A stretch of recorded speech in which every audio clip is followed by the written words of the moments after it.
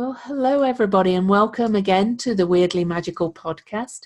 This is the Sagittarius full moon episode, but I'll talk more about that in a moment. This is Louise Eddington and this is Jen Duchenne. And Jen, let's have you introduce yourself for the first this time. Okay, so I'm Jen. Hi, everyone. And I'm an Akashic reader and numerologist. I also have created the Illuminating Journey cards, which I have for sale on my website.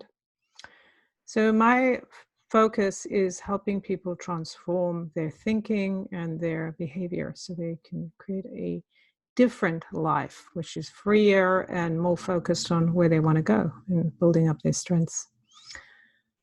And my website is jenduchenne.com. So I do readings, teachings, workshops, and I have a workshop coming up online for the cards, the fundamentals for Illuminating Journey cards. It's going to be starting in July, so that's exciting. Cool. How fun. And I am Louise Eddington. I am a soul astrologer, shamanic practitioner and writer of the book Modern Astrology: Harness the Stars to Discover Your Soul's True Purpose, which is available on Amazon. And I'm going to just give a plug at the moment for anybody that already has the book. Even if you bought it elsewhere, Amazon reviews really help the book get more visibility. So please head over to Amazon and give me a review. And if you didn't buy it from Amazon, you click on the Kindle version to be able to give a review. You can still review it, even if you didn't buy it from there. But anyway, I offer soul astrology readings. I sometimes do classes. I have an online community membership. All these things can be found on my website, louiseeddington.com with one D, or yourcosmicblueprint.com should take you there as well.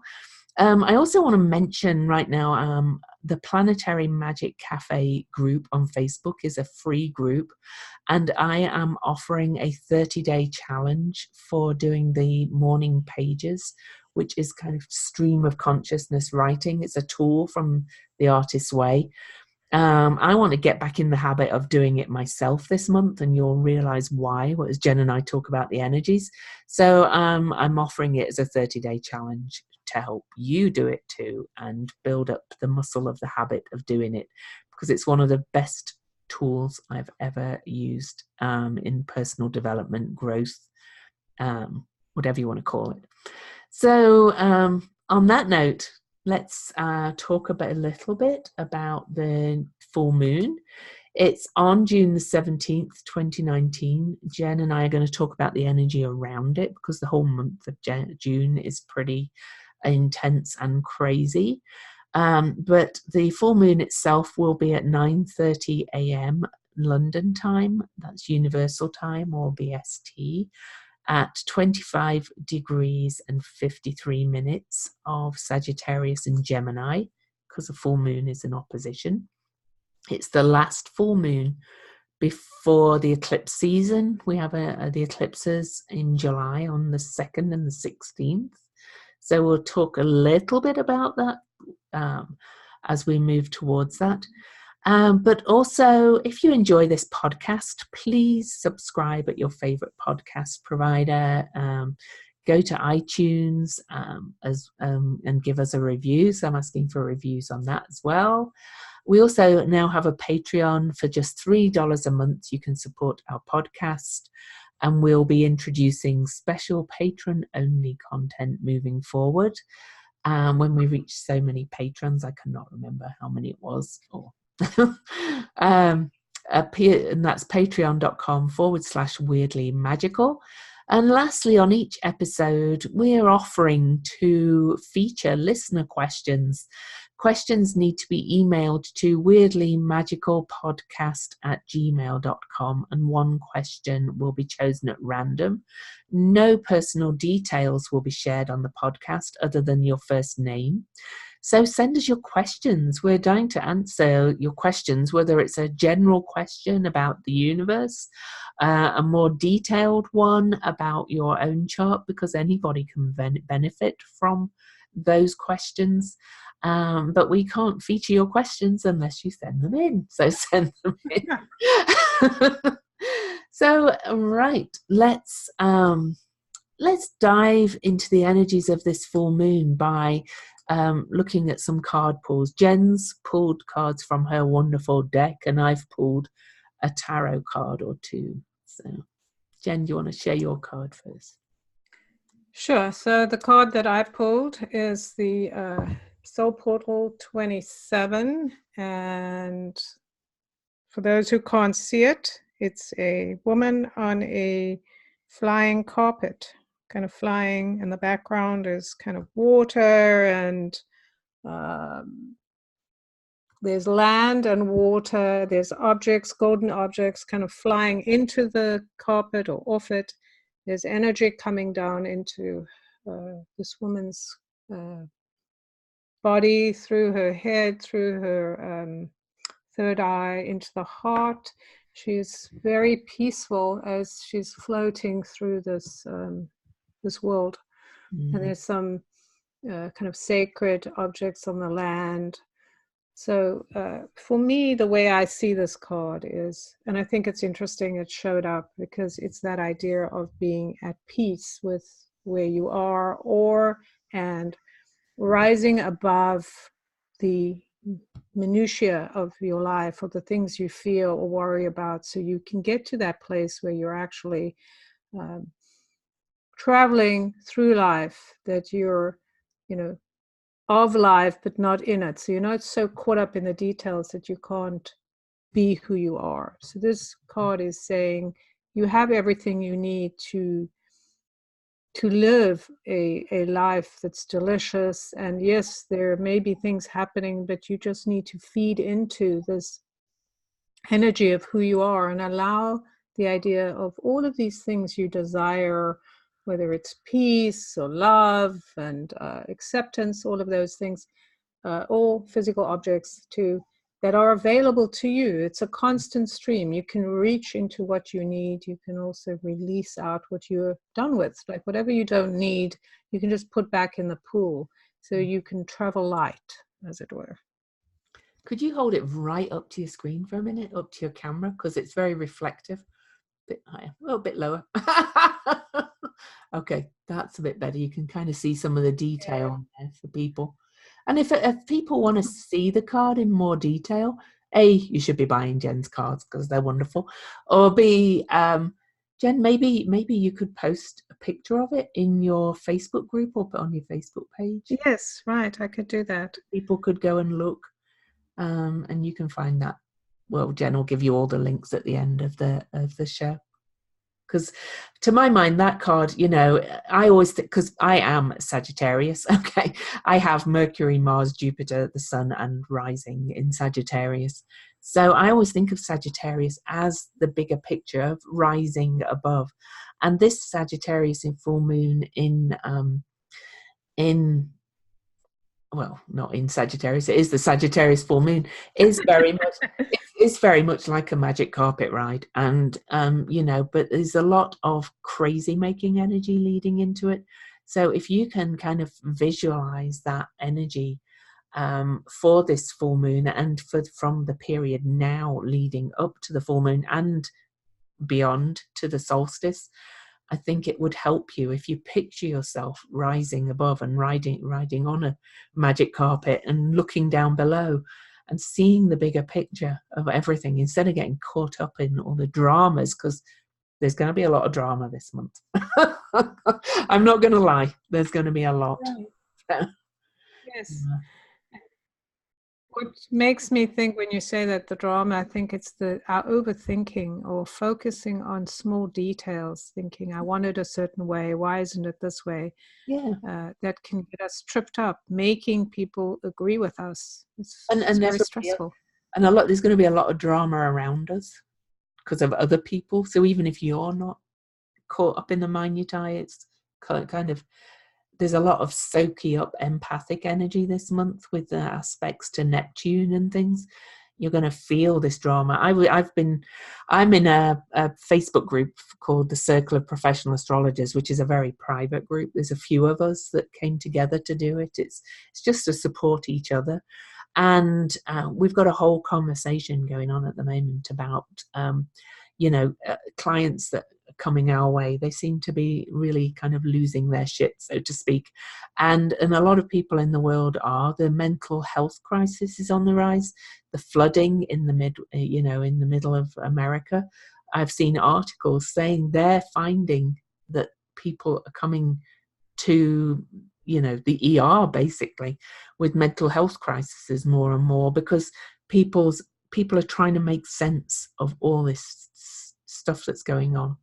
So if you're listening, you may find that people around you are actually kind of losing their minds a little bit, even if you aren't. So you need to rise above that too. You need to protect yourself. It doesn't mean you don't support others that are doing, but it just means you don't let yourself get sucked. It feels like a bit of a vortex at the moment, or a flood of crazy making energies, which would be very easy to get sucked into. So I love that card came up, because it's great for people to kind of hold that image in their minds. Right. How do you move through this? If you imagine you're on your magic carpet, and I think the whole mind thing is really important, because you think about Gemini. This is, we're in the June energy. I know is in Sagittarius, but the whole thing about Gemini is about this mind, changing our minds, or making up our minds, or losing our minds. There actually is a lot of beauty in that, because our mind is just a fixed thing that has all these kind of narrow ideas that don't need to be changed. And we can choose to make it more difficult for ourselves by challenging and saying it's supposed to be the way it was, and it's just not going to be that way. So, and of course Gemini is still very relevant because it's a full moon. So the moon is in Sagittarius, yes, but the sun is in Gemini opposing the moon. So, and Mercury on this full moon, well, I'll talk about more in a second, but Mercury, as we record this, is out of bounds, which means slightly out of control, and Mercury rules Gemini, and Mercury is the mind. And we talked a lot about that in the Gemini new moon forecast, and we're basically still pretty much under the new moon.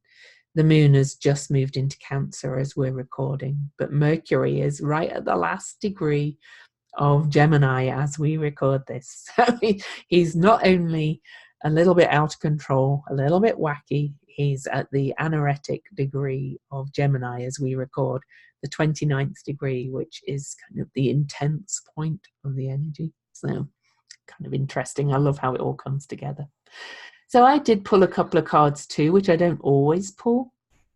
But one I chose deliberately, and I'm not going to spend as much time on the cards, but I just felt the urge to pull one.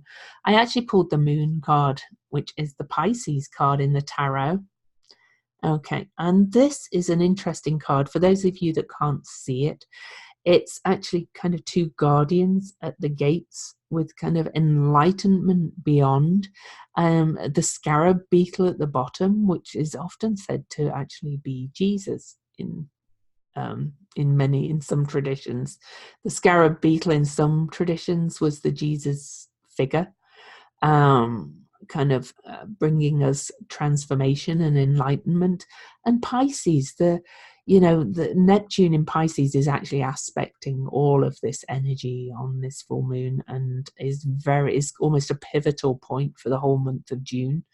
So there is enlightenment. There is kind of we're really being asked to raise our vibration through June, I'm going to say. So that also comes to kind of the magic carpet thing as well, because Pisces, Jupiter was the old ruler of Pisces and is the new ruler of Sagittarius, and is conjunct the moon. So magic carpet again. It's time to float.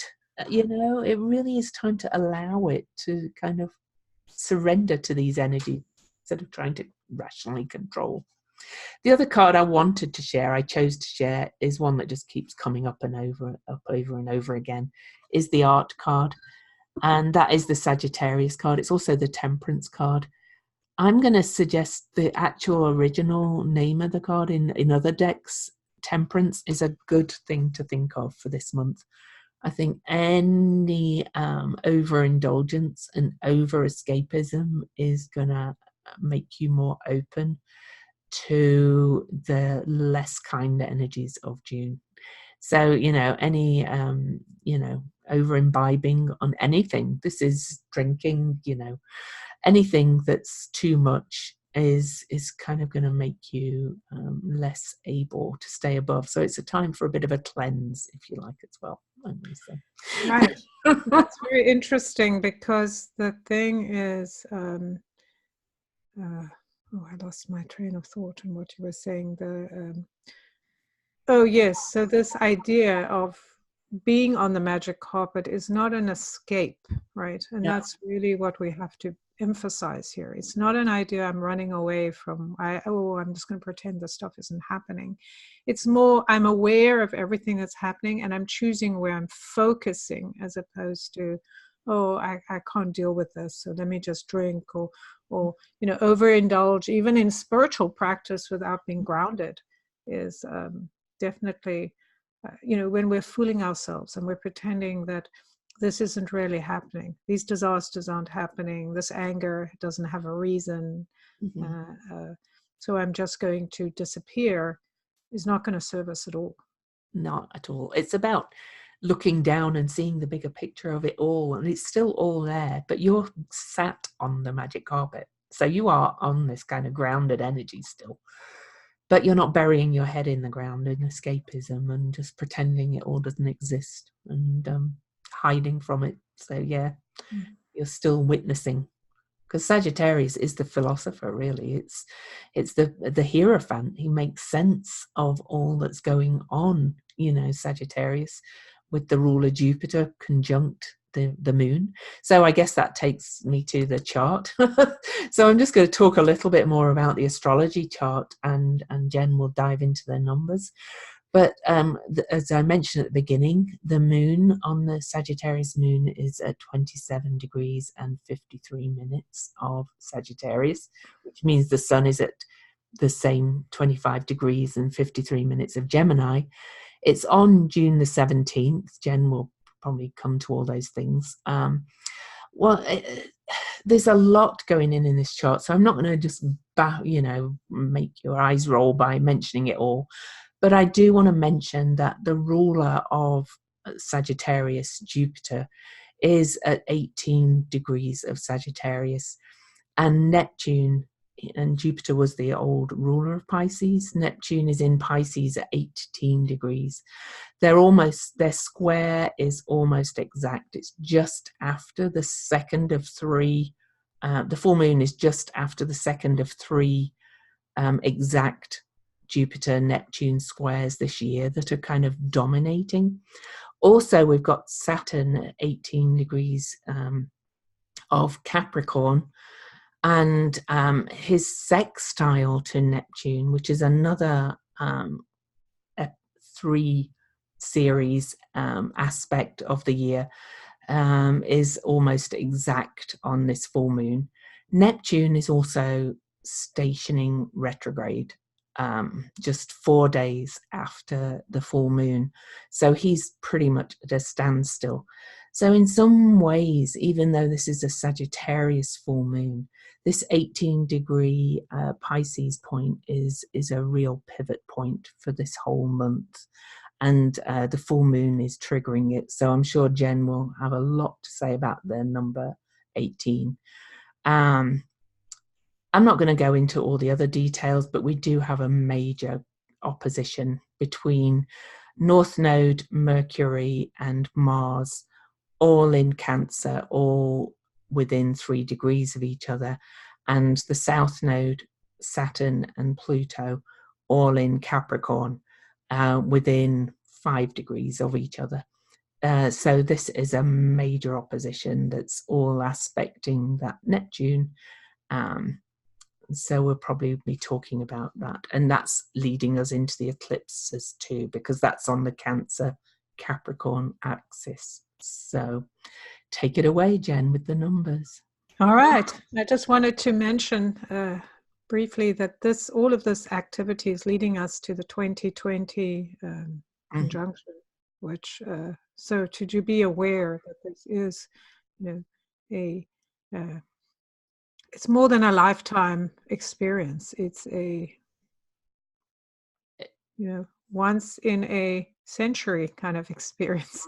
It is twice in a century. So it's pretty big deal, all of this energy that is leading us towards taking us by the hand and kind of dragging us forward, because this is so important. Like, we just cannot avoid this experience no matter what we do. I'd say it's even an epoch-changing Right, experience. that's a great one.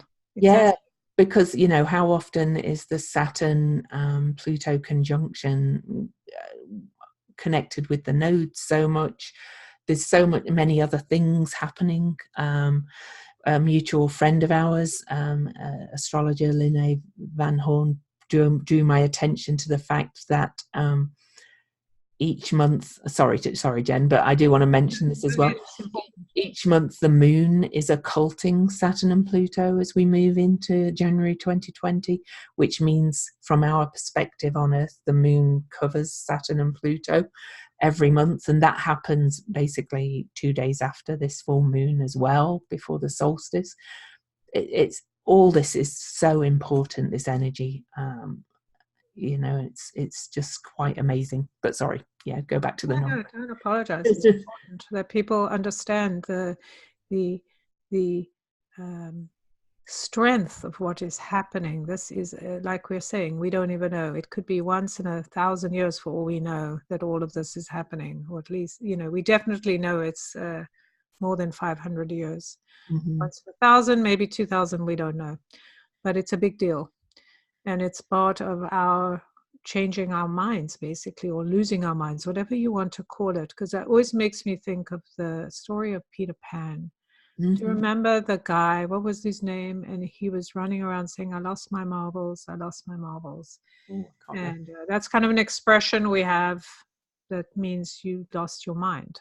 Right. Yes. So it's kind of funny. He's looking for his actual marbles, but he's saying, I've lost my marbles, which means I've lost my sense of direction, in a sense. And that's what we're looking at, is the mind has lost its old way of thinking, like all of those numbers that have kept it in place and said, this is the direction, there's east, there's west, and all of this is how it is all being spun off.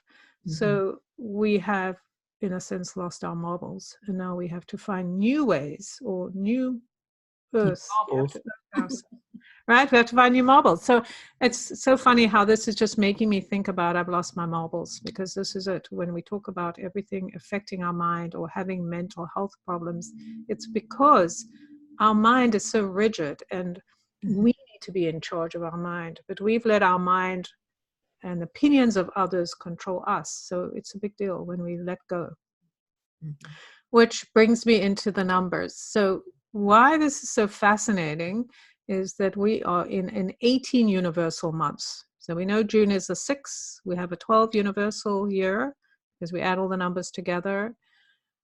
2 + 1 + 9 gives us 12, plus 6 is 18. So we're in an 18 universal month. And this is really important because it sets the tone for the month. And 18 is not only about the body, so the body coming to health of some way or releasing, it is also about completion. And for me, I call this the number of the ego. So it's the number where we learn through sometimes violent methods.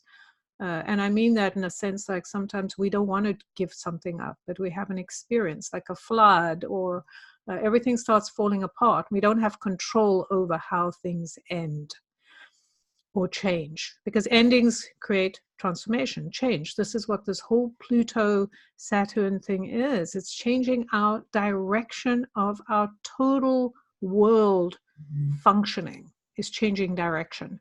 And so this is the 18 as the reminder. And we have Saturn and Pluto and Neptune on 18, and the nodes almost on 18. So it's incredible. That's a matching number, which is about us finding our focus, our roots, and being able to find that temperance that Louise talked about, which is the idea of finding our balance or sense of neutrality between two polarized things. We have an idea, someone else has an idea. Where's that place where we go, oh, this is where I'm rooted, this is where I'm grounded. And so I can observe others, be on that magic carpet. I can observe what other people are doing and go, okay, I agree with them or I don't. They're not getting pulled into the vortex of their emotion. So 18 is about endings, letting go, cleaning house, releasing, feng shuiing, you know, all of that stuff that's coming up, that Marie Kondoing, what people are talking, kondoing your life. It's all coming up because we're hitting the 18.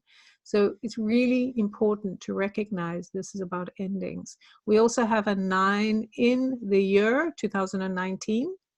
And with this 18 month, we know we're ending cycles. And it's obvious because now we're moving into the next month will be the eclipse, which we know we're changing gears. The other thing is I wanted to talk about is the numbers of the sun and moon together. Oh, there's one other very interesting thing about a month that has a universal 9, because 1 and 8 is 9, right? And 9 is about collecting our own wisdom, letting go of our egoic structures and like, oh, what will people think of me if I do what I love? And going, well, I'm going to do what I need to do, not just to survive, but to thrive. Right, so it's endings. So we know new beginnings are coming. And when you have a month that has a 9 as the universal month, every single day, the current date and the universal energy of that date is equal. So you're doubling the energy every day. So we're all experiencing this intensifying of the energy every single day because it's duplicated. The number is duplicated. It's very powerful. All right, so let's talk about this moon number, which is the 25, almost 26 degrees. So it's happening on the 17th, which we had in May. Remember, we had the number 17 in May, and that this is called the number of leaving a legacy. It's about superseding our small self and connecting to our greater soul. This is about our soul's journey, our soul's desire to have expression, which is happening. So we had a little taste of that in May, kind of pushing us towards this energy. And now we're being pushed in the Sagittarius moon, which is about the truth, right? What is my truth? I need to explore more. I need to understand more. What's my truth? What legacy do I want to lay down? What connection to the earth? Because this is a manifesting number. The 17 is a manifesting number. We have, oh, I'm mixing myself up. 17 is a manifesting number. It's happening on the 17th, right? The moon is not the 17, right? The date is the 17.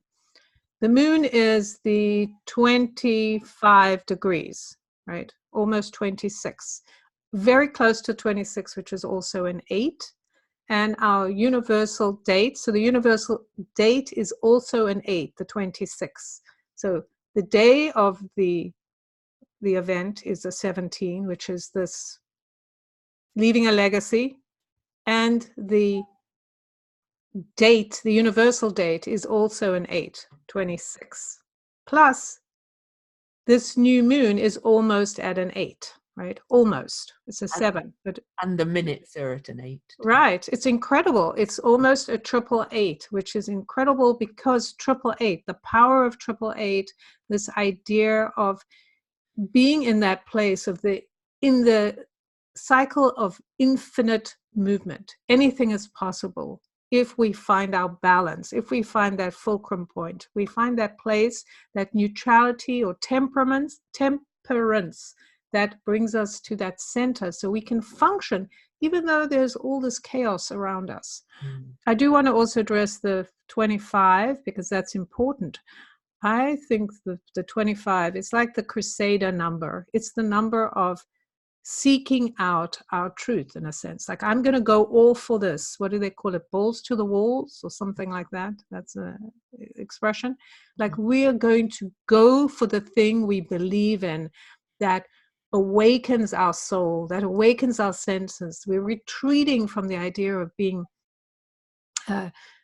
activated by how other people see us, and going to a place of, this is what's true for me. I'm inspired. I am electrified to do the thing I desire. And I love how it matches that whole Jupiter energy, right, of being in Sagittarius, right? The seeker, willing to kind of look at your philosophy, your religion, and go. And when I say the word religion, I don't mean actual religions, but the way we see our philosophy or life, how we act it out in the world, our response to what's going on. Really, how you kind of ground your spiritual. Right. Yeah.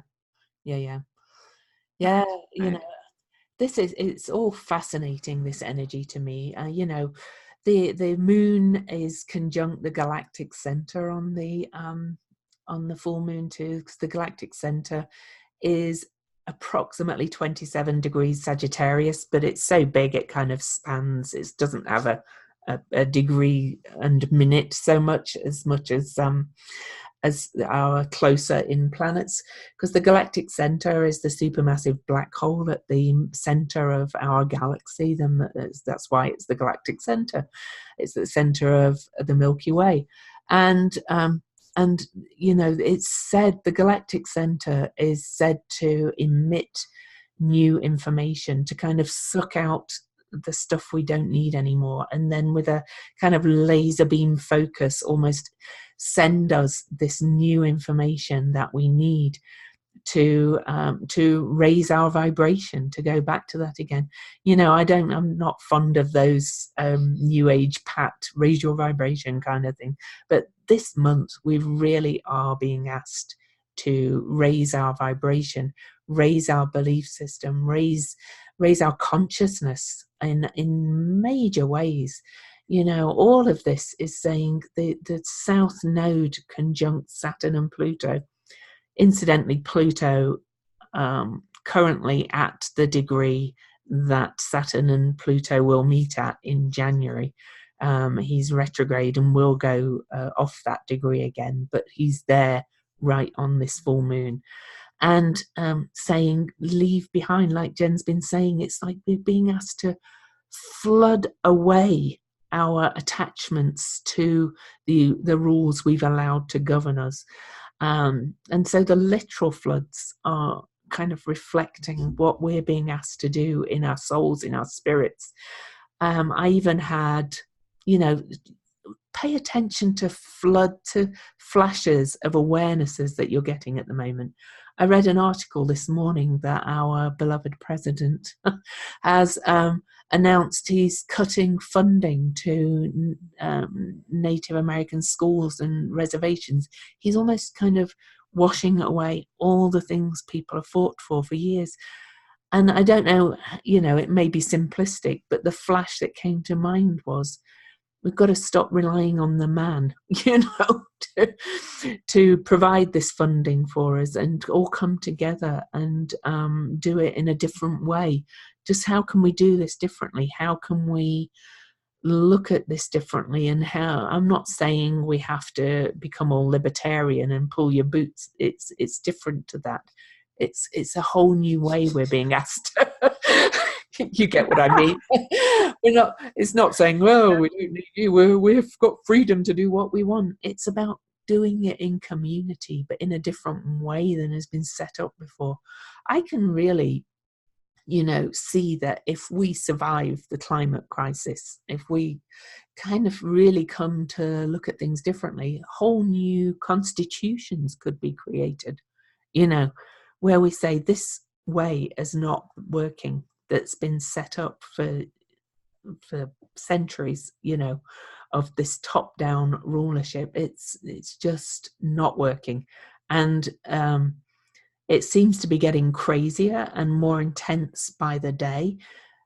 You know, I see Trump as a tool basically, of the universe to show us that the old way is not working. I said that right at the beginning. He's kind of our shadow in our face. And the more he strips away things, the more we're being woken up to the fact we need to do things completely differently. And I think people are waking up. But this month is intense. And then, as Jen said, it leads into the eclipse season, that with the total solar eclipse on July the 2nd at 10 degrees of Cancer, conjunct the North Node, which is our Dharma, where we're heading towards.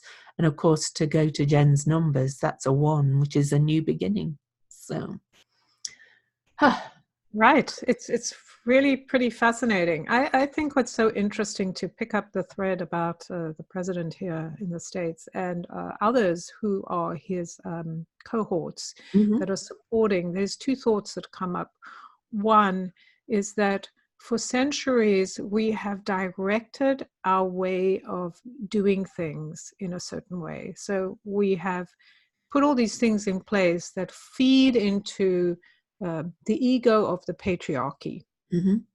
Like, okay, you want to be important, I'm going to support that. We have all done it in our own way. We've supported Pedro, say, oh yes, you're right, I'll just do whatever you say and I'll go behind your back and do what I want. But to just keep up the front, I'm going to make it look, and we've done this, we've created these things like charity. I actually cannot stand the word or the idea around the energy of charity, saying that somebody's less than you and therefore you have dominance over how they will be receiving what their basic needs. Like this idea now, this person who's in charge goes, I don't care about you, I don't care about your survival, I want slaves to just keep churning the wheels. So I'm just going to pull that rug, talk about rugs, from under you so you have nothing. And now all of these systems have been feeding into that same place, so giving the power to these power hungry people. So we have basically fed the system and fed into the system and just going, wait,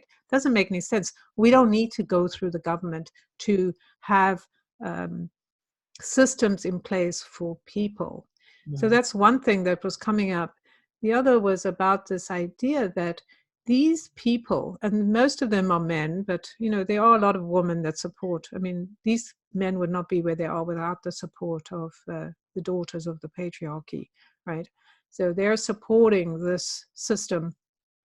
And basically, they are so contemptuous of the rest of the world because they're not living in the world. And when we were talking about out of this world and like knowing who you are, this is a very different kind of energy.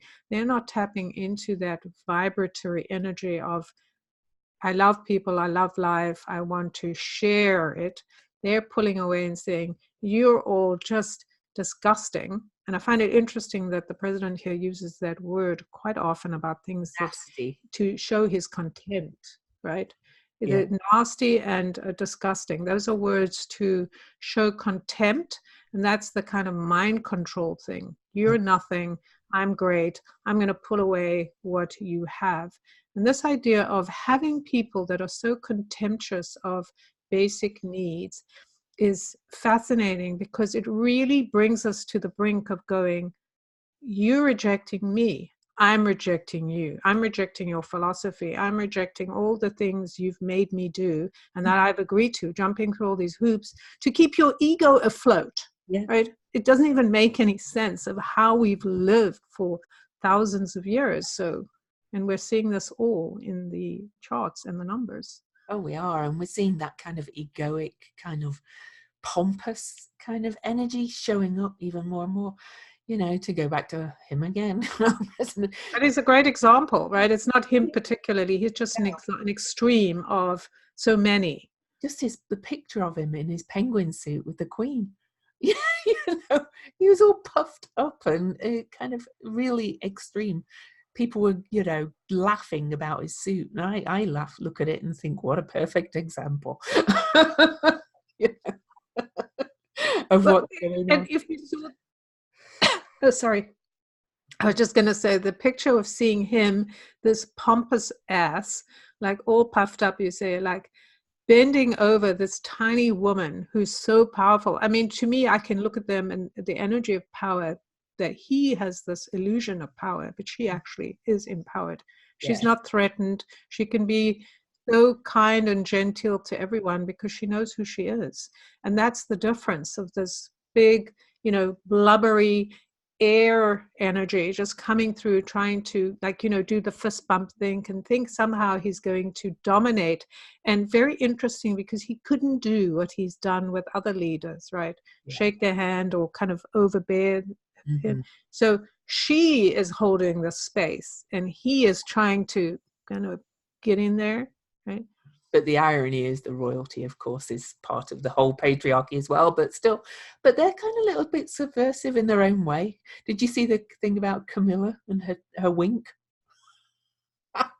Yes. When the Trumps went for dinner with Prince Charles and his wife Camilla, she, as Charles led Trump off to dinner, she turned to somebody nearby and winked at them. Which was kind of a little bit subversive. Exactly.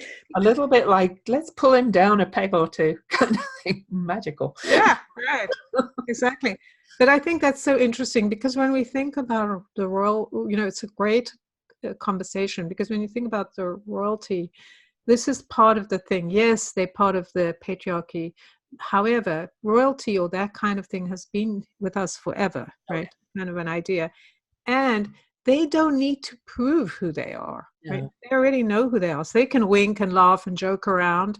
But and someone they don't create their laws anymore anyway. No, they don't. Exactly. They don't have any of that control. However, they do know who they are and they can joke about it, right? Have a sense of humor about themselves. I think this is a key thing in all of this we're talking about, is when you can see, oh yeah, I got this power and I can do this and I'm doing this, and have a sense of humor around it, as opposed to being so desperate like he is, like a slug, Well, what was that idea that's coming to mind is when he had the toilet paper on his shoe, right? You remember that? Oh, yes. It's that, like, you're so desperate to be recognized that you'll do anything, and you don't realize how that makes you look. Like, it makes you look weak, and it makes you feel weak too, because you're needing someone else to recognize you. And the truth is, there's so many layers in all of this. If everybody can just take a step back and do that magic carpet, looking at it from the bigger. The irony is that, yes, royalty in itself is kind of a patriarchal structure, but Camilla, who did the wink, the reason Charles wasn't allowed to marry her way back when they were young was because she was a commoner. And and so commoners were not allowed in the royal family at that point. But now they are. Now Harry's married a goddamn American who's half black and half white, and it's wonderful. So they're changing, shifting gradually with the times. I know a lot of my friends are anarchists and want the royal family to just die and disappear, but just witnessing it for what it is and what's going on right now is a wonderful example of the energies. So, yeah. Right. I think it's absolutely brilliant that we're seeing this. We're actually witnessing the changes and finding the humor and finding the truth in how we have put all this energy. Like, we can say in ourselves, like, oh, when have I been like Trumpian? When have I done these things to, influence people and kind of push my energy into them to make them do things? And when have I been more like the Queen, where I've been like, oh, have a cup of tea, Shift with the times. Right. Yes, exactly. This kind of idea that, yes, you can have autonomy and do the things, and I don't need to push my energy into you. And there's so many ways, like the way the royal family, I think it's great theater and opera, and it's great how they show examples of how they embrace new things. Because I find it fascinating that the Americans that are meant or show themselves as being more like innovative, and they have always been innovative and new ideas, accepting new things, have such difficulty with change. Oh yeah. They should have had a different chart for America though. Cancer doesn't, Cancer's very protective and like But interesting, this next eclipse, the first eclipse, is 2 days before July the 4th, by the way, for Independence Day. So Jen and I will be talking more about that on the next podcast, because this, for commenters and astrologers and people who witness the symbolism like we do, this is exciting times to step back and get on that magic carpet, really, and watch it all unfold. But still do your bit. See where you can do it in your own life. Where can you rise above and just float with the changes, but kind of with a bit of an oar to steer yourself a little bit as well. You need a little bit of guidance. But really, the answers are all coming from within, which is really why I started this completely free morning pages challenge in my group, because I want to do it myself. Because if you can get your thoughts out and organize them a little bit, you can steer yourself a little bit while seeing the bigger picture. You don't get so stuck in it. Okay. Right. I think it's really important to understand the power of the mind is that the mind wants to do what you want it to do. And so we can change any of the rules we have, which is the Sagittarian energy. It's freedom. How do you break away from a structure that you've grown out of? It's painful to be in a structure that we've grown out of. And that can either lead to that Neptunian idea of kind of like, I don't want to see what's happening, or I'm so angry at what has happened. I'm so angry at how people have used me. But I think a great way to look at it, and something that I certainly practice, sometimes better than others, is why are people doing this to me? This idea of thinking someone else is doing stuff to you is all bullshit. But it's an easy out to say, I'm not responsible because I didn't ask for what I wanted. They're responsible because they didn't give me what I wanted.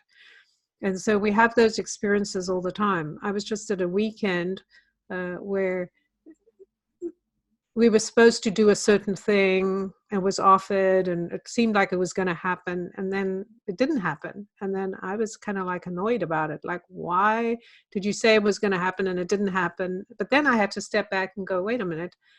I didn't look at the time. I didn't know what the time was. I didn't say to the person, oh, what time are we going to do X, right? So I could have done that. It's up to me to say, I want a certain experience. I need to take charge of that experience. And I'm not saying make a nuisance of yourself, but certainly stand up for yourself and go, this is what I would like. When is it happening, or how is it happening? And if the person says, look, it's not happening now, then I have to accept it, right? But if I don't say to the person, what about that? Then how is it going to happen if they've forgotten about it? Yeah, it's not about being a diva and going in with a whole rider of demands. No, but I think, yes, but there is a fear. Like, I think that's part of it, is this fear. Am I being too pushy? Like, I see myself sometimes when I know I want something, and then I go, look, I've already asked for it 3 times. Should I do it again? Is that being too pushy? And then I'm like, no, but I really want this, and I don't care if they say no. I'm not going at it to bug them. I'm doing it because this is important to me. So how can I make this happen? And if I can't, okay, but at least I know I tried. So then I'm not angry at someone else for not doing what I want. And I'm not angry at myself or disappointed because I didn't make an effort. Or just asking the questions and opening it up sometimes gives you another way to make it happen that's not reliant on that person at all. Right. I think the bottom line is we do need to learn to work together. So we do need to be able to say to people, this is what I would like. How is this possible? Can we do this together? And if they say, no, I don't want to work with you, or it's not possible, I can't fit you in, or whatever, then you go, oh, okay, I can go to the next person or the next item and ask. And I think that's the disconnect, that people often like, oh, okay, it's not meant to be. Like, we say that kind of thing. This doesn't work. It's not meant to be. I think a lot of times that's bullshit. It's like, if we really feel it, sometimes it isn't. Well, sometimes it isn't, and sometimes it is. I think it's the desire inside of us to express a certain thing and to learn to actually express it and say, this is what I would like. Not having attachment, that's different. When Yeah, you're having attachment where you're trying to force people to do things. exactly. But the anger comes, the disappointment and the fury, and this is what we are going to be experiencing more of this month, is this response, this anger. I'm frustrated. I've been a victim. I want to, have my rights. I want my rights back. Mm-hmm. It doesn't come through, it may release energy, right? No, I feel better, but it's not going to actually change anything unless we change the way we approach what we desire. And as women, and even as just normal people in society, talking about royals and leaders of countries, most of us have been taught that we've got to go in the back and wait our turn, and you'll just get the crumbs and the leavings and the charity. You don't deserve to have those equal things because you're not rich enough or you're not important enough. And that's where the pain is. So if we can cross that bridge and go, I am important enough, I'm important to the universe, I'm important to myself, how do I express and ask for what I need? We move out of that space of wanting to dominate others or dominate situations. And to do that first, to be able to do that, you have to become clear on what your needs are. And that's kind of where Very true. That's kind of where we come to kind of this energy of exploration and wonderment that's Sagittarius as well. This is about exploring what is true for you, and the opposite, Gemini, trying to kind of get that down on paper, get that sorted out, get that clear. There's nothing very clear in this month, so I think it's very right-brained, it's not very left-brained, it's not very rational, it's not very straightforward. It's about bending the rules, it's like kind of not breaking, letting go of the old way of looking at things and really just allowing it to shift. And of course, a lot of that comes from listening to your inner voice, going within. I don't mean spending all day every day in meditation, because that is another form of escapism. You kind of have to listen to the inner voice, then get it down and get clear on what it is you do want, what you do desire, really. Yeah. Right. I think what's really important here as you're talking is one of the key things here is the point of truth is that it needs to be grounded in the earth. The eights that we have coming up are all about making things real. It's manifesting, which means we need to ground it in some way, root ourselves in. We can't create something unless we know what it is, just like we're talking about. So the clarity helps us or the writing it down helps us to get clear so that we can take action, because this is about learning to be inspired and take inspired action, it's a two-pronged movement. You don't just get inspired, you actually want to do something. Like we're not just minds, we're bodies, Exactly. our spirits and all of this stuff. So we have an idea, even if it's just like, I just want to have fun, I want to go out and enjoy myself. It's not just the idea. We then need to do something, call up a friend, go out to the store, run into earth. This is a very important time, because also with the 25 of the moon is the reflective aspect of that. The 7 takes us into nature, into retreat, into listening. We need to listen. What is it that I really believe in? What do I really need to hear? And most of that happens through music, through dance, through that internalization, going to earth, right? Grounding in some ways. So we can go, I'm clear now, as opposed to, wow, there's all this noise around me. The word that came through when you were talking was befuddlement, which I think is really yes, lovely word. Right? Yeah. To be quite honest to the listeners, they will feel very befuddled for a lot of this month. It's not going to be an easy month. But do something, a practice. Do a practice or several practices. Go out and stand under a tree in your yard with your bare feet on the grass and let your thoughts just come through, and your feelings, or do the morning pages. That's my favorite tool because, you know, and Gemini, the sun is in Gemini. So that is about writing and communication. So it's not surprised it comes through. And if you don't know what that is, you know, Google morning pages, Julia Cameron, if you don't want to join my group. She does a video on it herself and it's an amazing tool. So, you know, that's taking the action, doing something like the writing, putting yourself in a place. You know, I think a lot of people, there's a lot of spiritual override around the whole terms about grounding and things like that as well. You know, people go, well, okay, I'm going to do a grounding meditation every day and that's going to do it all. Not necessarily. You've got to find the thing that channels the spirit and your inner voice into practical action. You've got to find the thing that works for you. Yeah. Right. And I think the one thing that's really important here and what's coming through is this idea of theory. Like we have all these thoughts and these ideas, but it's all theory. We Yeah. don't actually know whether it works or not unless we put it into practice. Yeah. So part of this thing is being willing. This idea of letting go of our ego is the being willing to make a fool of ourselves, to do something that we've often desired, even like what I was talking about. Just bug people about something I want that they can deliver or maybe can't or won't, but it doesn't matter because then I know I'm actually showing the universe this is what I want. This is what it looks like. And then I get clearer. I ask people and they say, no, that's not, I can't give that to you, or that's not going to work.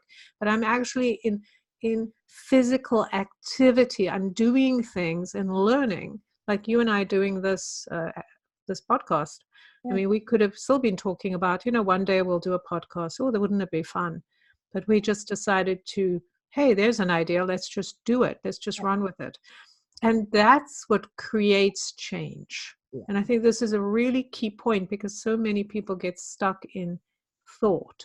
And when I look at someone like Trump, I see a man who, and here's a great example, because he actually doesn't, he thinks he's making things happen, but they're just all theories. Mm-hmm. He's taking theories that he's putting on someone else to make real.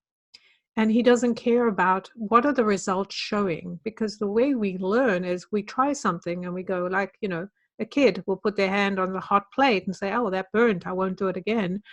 But if you don't actually go through the process, like Lou and I going through the process of doing this podcast, we didn't know what, you know, we'd need better mics and all of this stuff. Like we didn't know that, but we wouldn't have found that out unless we actually took the journey and did it. Whereas some people spend all forever in the planning and the idea of it and never actually get to launching. We do that with our spirit work all the time. We're like, oh, I'm getting all this improvement, this healing, but I'm still not ready. I don't have enough education. A lot of women think they don't have enough information. Like, how will you ever have enough information if you don't go out and do it? I had somebody say to me this morning, well, I think I could find 5 minutes after I wake up in the morning. And I'm like, just stop thinking about it and making excuses and just get a notepad, get a pen and do that stream of consciousness writing. And if you only get half a page done, then it's fine. You're supposed to do 3 pages in the morning pages. Exactly. That's an excellent point of taking action on something you're inspired to do. So if you're feeling drawn to doing something, then do it. This is also a fantastic month for, and it's also because of the 9, but other areas is for completing or evolving the way you communicate with people. Yes. So, for instance, in a normal way, you might go around the same arguments with the same people and instead say, you know what, I'm tired of doing that thing. What could I do different to have a different result? Well, how do I approach this in a different way? Mm-hmm. And I think it's about looking at the other person, of their point of view. What do they need to know? What would make it easy for them to say yes, right? And it's about listening too, of course. You know, Gemini is the sun point of this full moon, and that's listening, taking in information. So this is not all just about how you speak and things. It's about listening to the other one too. Right. But Yeah. that's how you improve your communication, is by recognizing that communication happens on two levels. We often assume things, that people are thinking this or saying this because of their body language, like, oh, I know they're annoyed with me, or they're sliding me or something, because those are our issues. What if we just said to them, I get this feeling like you are turning your back on me. You're not saying it in an accusing way, you're just curious. Yeah. Then they'll go like, what are you talking about? I wasn't even thinking about you. I was thinking about, I wanted chips for lunch, and it's like, this is all the illusion. That's the Mercury and Neptunian stuff, the illusion we've created, that this is what people think of me. This is what it looks like. And we could be completely wrong. So why don't we just go like, okay, I'll be the fool. That's Mercury, right? Yeah. I'll be the fool. That's the number one energy coming up. I'm going to try something different. I don't care how it looks to the world, but I really want this. And I think there's that energy there that empowers us to go, what's more important? What is true for me and my action on it? Or just acting a certain way so people will think this and that about me? That's Trump. Like, I look at him, that's the man, that's the sorrow in my heart for him and people like him, is he'll never get it, because it's all about what it looks like to the outside. It's bombastic. There's no roots in that. Incidentally, his solar return, his birthday is 3 days before this full moon. So, because he is a Gemini. So just try and step back from, anger at what he's doing and things. Yes, there's nothing wrong with that, but for your own soul, try and step back and just witness how these energies are going to play out through him this month, because I think it's going to be fascinating. I do want to mention one other thing I forgot to mention on the chart of the full moon, is that it's almost an exact aspect to Eris in Aries, one of my favorite kind of divine feminine energies that's really shaking things up. And she really, Eris, I've done whole presentations on this, so very brief version. Eris has been in Aries since 1927, I think. Anyway, it was for most of our lives, and unless you're lucky enough to be really old. And she has, in Aries, she's been shaking up our identities, and she's in her kind of entry into Aries, and her discovery and all the points where she's triggered have been very much associated with the rise of the female identity in everybody, women's liberation, or the female liberation, if you like. So I find it very interesting that she's there shaking this table, because she is a table shaker. She's called discordant. I prefer table shaker, because that has more positive kind of feel to it, because I do think she's a positive energy. I do think this month is just going to be yet another big table shaking month in our collective overall, and in our souls. So there you go. That's my little thing on my Right. Aries. Yes. I think it's important. This is important, even, all of with the occultations, with the moon being in front of major players, the idea that we're coming into the eclipses. We have the solstice coming up, which is all about the play between light and dark. Eris, we have to get away from our fear of something that we label as dark or bad, and recognize that we live in a world full of polarity, that all of those things exist for a reason. If we didn't have the dark, we wouldn't have the light. Exactly. And so instead of being afraid of it or hiding, or I'm not going to look at that, I mean, we have some really awful things people do. I mean, these are humans that do awful things to each other. And so many of us will say, I don't want to talk about it. I don't want to look at it. It's awful. It's disgusting. But if we don't look at it, and I'm not saying we have to examine it and get all close up to it, but we just need to be able to go, that kind of behavior is something I can't wrap my head around. What can I do we need to shift it. Like, we have to all get involved in some of this. Yeah, in stuff. some way. awareness, right? In some way, it doesn't. We don't have to all dive in deep, but we all need to at least go, I see it, I acknowledge its existence, and I'm not going to lie to myself anymore about it, because this is how we change things. Because when we hide behind, I'm not looking at it, it just gives more power to the people that are doing it. And we just can't live like that anymore. I think the Eris thing is so important, because so much of our history is about woman being the wicked witch or the evil one who comes in and does these terrible things. And of course, all these stories about the females are always horrible. They're always like these nasty women who couldn't control themselves or doing these awful things. And we have to rise above that too and go, wait, many times the woman is the one that will do the so-called ugly thing, the hard thing, to force people to change, because it's through the woman that things change, because they hold the power, they hold the connection to the divine, and the men are there to serve the female. The female is the one that's connected to the divine. And so that's why there's all this energy around making her a bad person or doing bad things, because then nobody will realize that, oh, she's connected to the divine, and the male energy is supposed to serve that, whether it's inside of us or outside of us. That makes total sense. But discord, to me, is such a beautiful word, because it's about music, right? When you hit the wrong note, right? Or you realize, we've been playing in a certain I don't know, I'm not a musician, so I don't know the terminology, but there's a certain, I think, what do you call it, like a note or something, where you play in a certain vibration. And a lot of people say, like, even like the whole Hitler thing and stuff like that, they actually changed the notes of music, so it become discordant. So it changes your brain and changes the way you behave. So when we move our music, the music of our lives, to a different note, that's a note that's run in love, we can approach things. It doesn't mean we're not going to roll up our sleeves and do hard things. It just means we're going to come with the energy of compassion, which is another 9 energy, or the 18. This is a lot of compassion and love that we bring to what is broken, even to our leader, right? And you're right with the word discord, of course, in that way. That's showing my own kind of bias.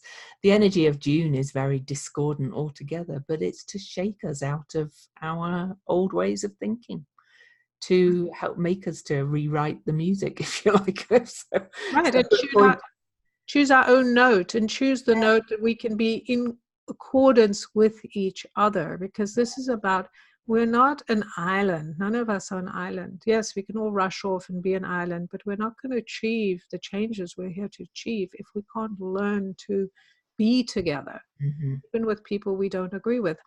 They've done studies where, in America with Republicans and liberals, and they've discovered that when you approach the questions in a certain way, because everyone is key thing, I don't remember, it's the thing in the back of the brain, amygdala or something, that when you are safe, right, as long as you know you're safe, so when you pose the questions in a certain way that you feel safe, they both basically agree on everything.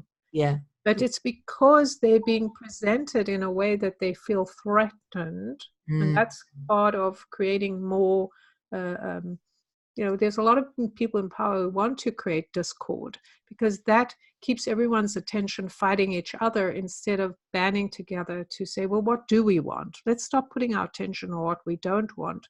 Let's put our attention on what we do want.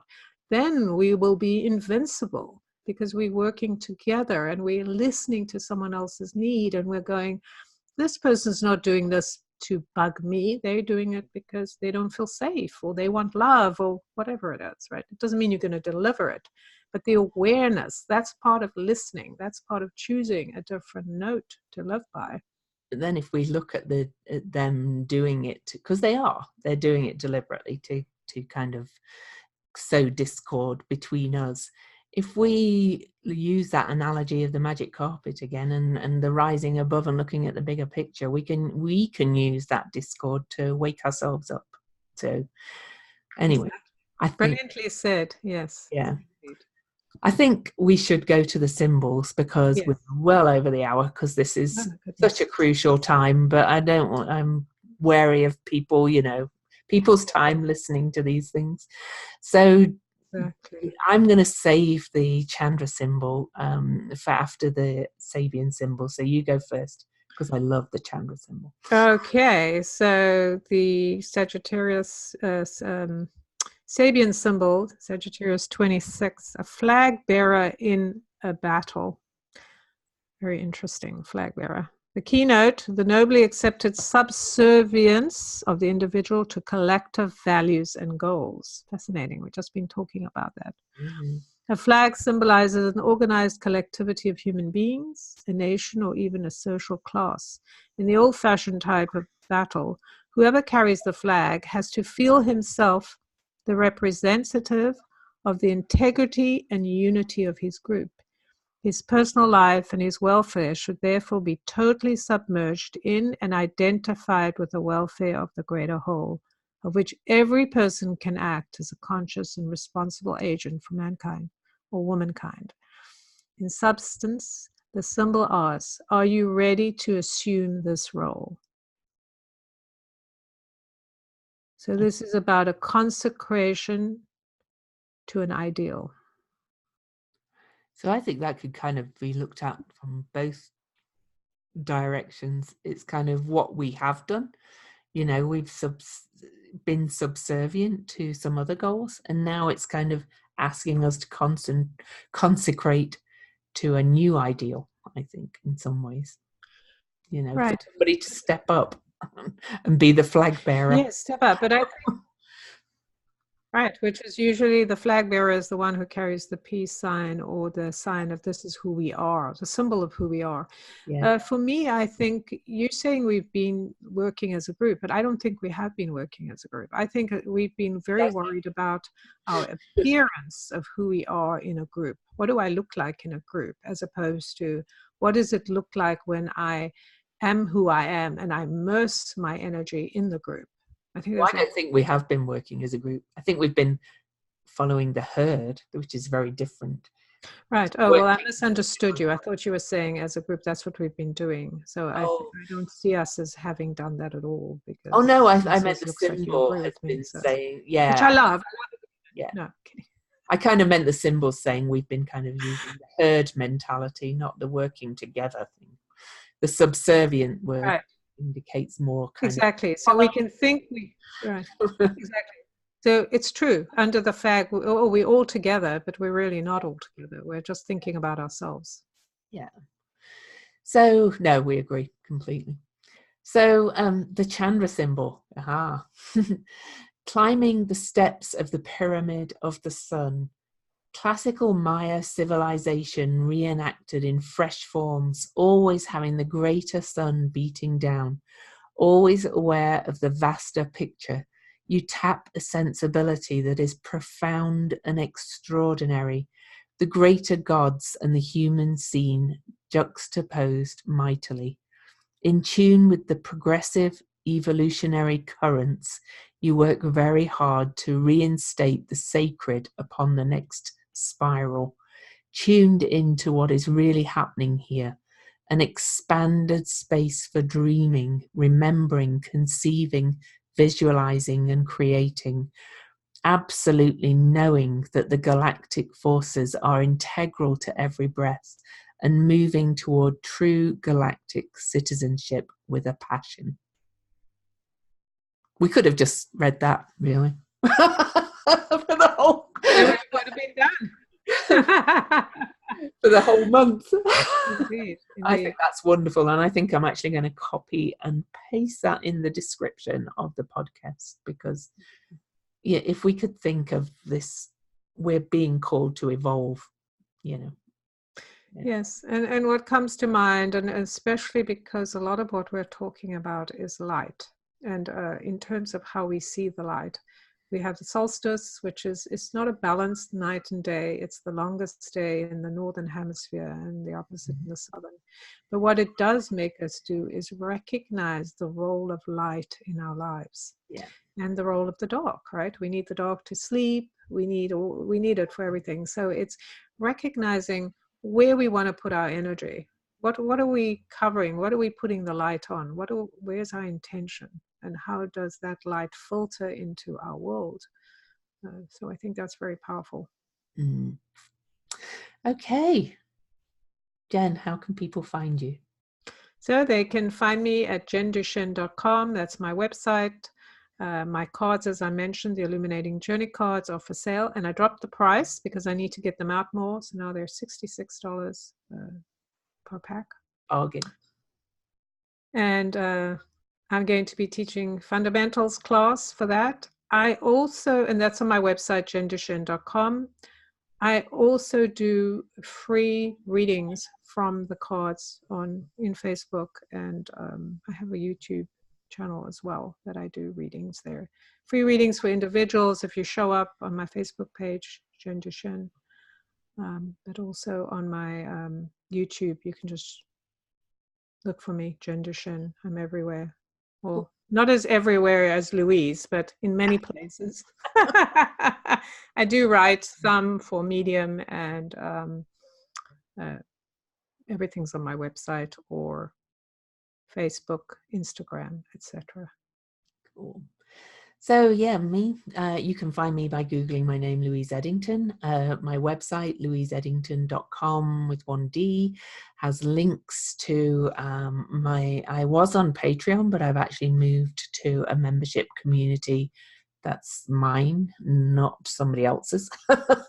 And various levels of membership from $1 a month to $50 a month. So you can check that out through my website. But the thing I'm most passionate about right now, of course, there's also my book. You can buy my book or leave me a review, please. Do you know how hard it is to get people to review a book on Amazon? Weird. But anyway, the Planetary Magic Cafe on Facebook, it kind of got a bit dormant when I got the book contract because I had to focus on that. But it's just suddenly come alive almost on its own. And I've started doing a free monthly call for it at the beginning of the month for the group. And that call this month inspired this 30-day challenge, which is completely free. The group's free. I'm going to be posting every day to encourage you to do the morning pages practice. So if you don't know what that is, just come to the group and check it out. And there's kind of no agenda with the practice other than I'm doing it to make me do it as well. But if I can help myself and help you at the same time, then perfect.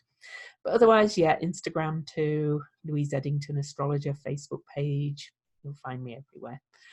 So for now, just kind of get on that magic carpet for June. It's going to be a challenging, crazy, intense, insane month, but with huge potential for kind of really raising yourself up. Goodbye from Lou. And goodbye from Jen.